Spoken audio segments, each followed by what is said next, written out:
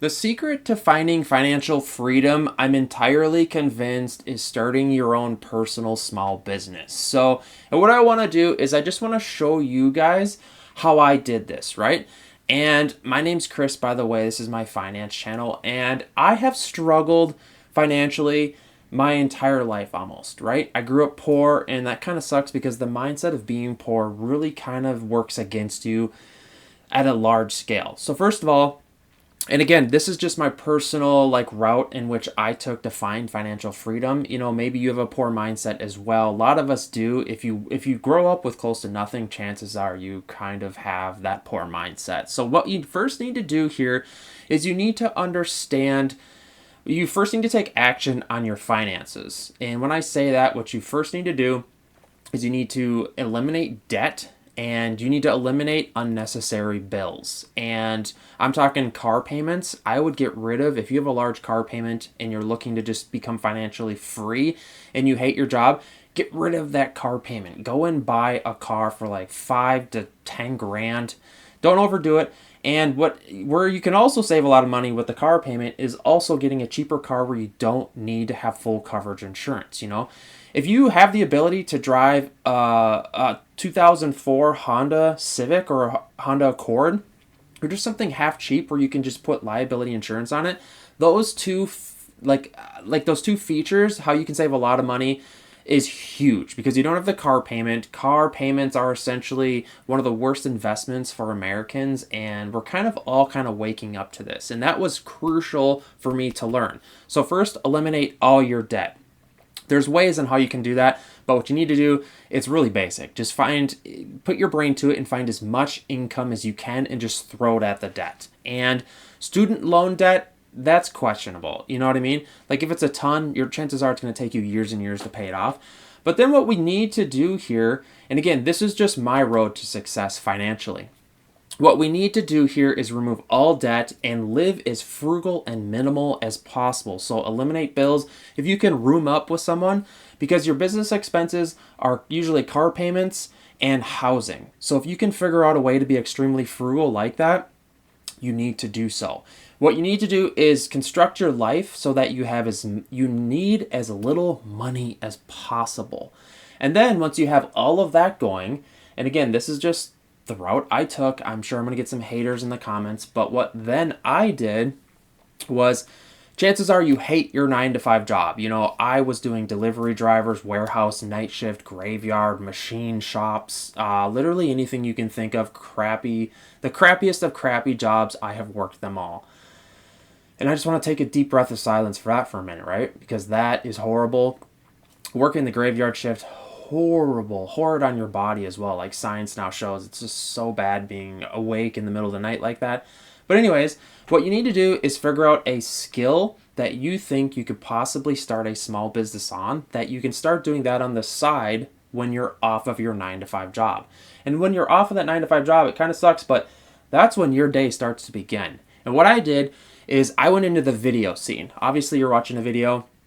I turned into content creator mode. I learned video editing. I would highly suggest just deep diving into what you think it can be. And it can be anything. A lot of people want to be content creators. It's not for everyone. I would, if you're good at woodworking, then chances are maybe go into woodworking, Just think of something, you have to be half passionate about this skill.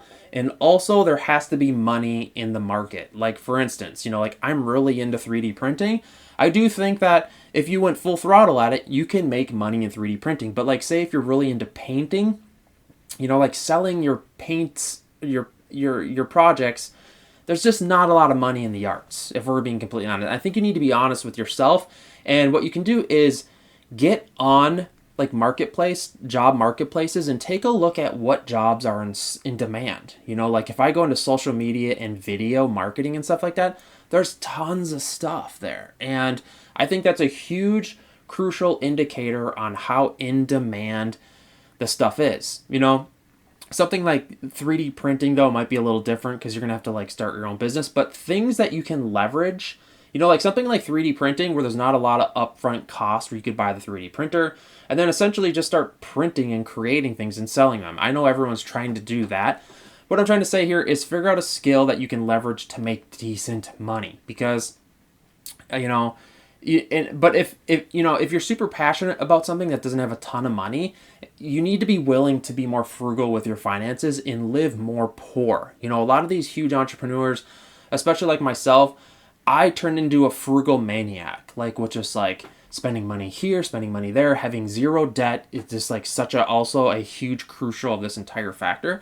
And then slowly, once you get off your 9 to 5 job, just slowly learn how you can make money. Like get out there, do your skill.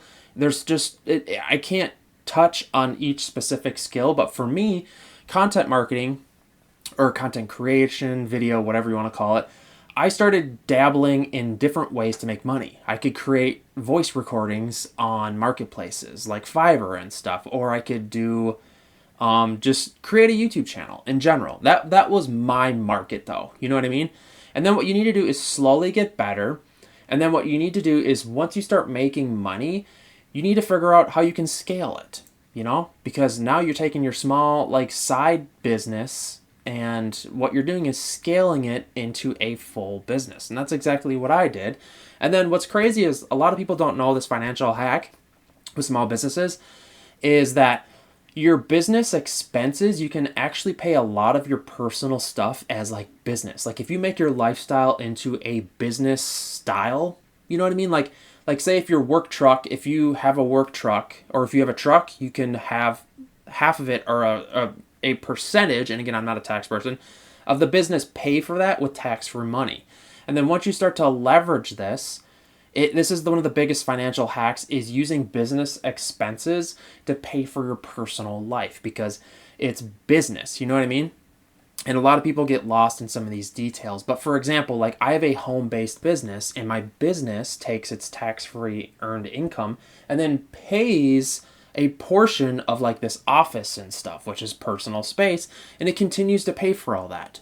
And these business expenses are crucial. You're talking car insurance, travel. You could be doing like business travel and having the business pay for that as well. And like, it's just a fun lifestyle, but you have to learn small business finance and the expenses and what you can pay for and what you can't before just, you know what I mean, just willy-nilly. And again, hire a tax professional. But this is one of the biggest financial hacks that I have found on the planet, is minimizing your debt and then becoming as frugal as you can. Also, I'm learning investing now. So taking that money you can make with the business and then throw it into like HSAs, 401s, IRAs, whatever, and then start investing, because then once your money is in the market, then it makes money for you essentially, type of thing.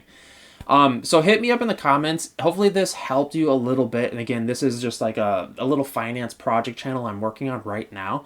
Hit me up in the comments. Let me know if you like this. This is going to just a raw vlog kind of on the go. I just felt like shooting this. And yeah, make sure to subscribe to the channel if you like talking money and finances and finding financial freedom. That is crucial on this channel. All right, I think that's it. Without further ado, I'll see you guys.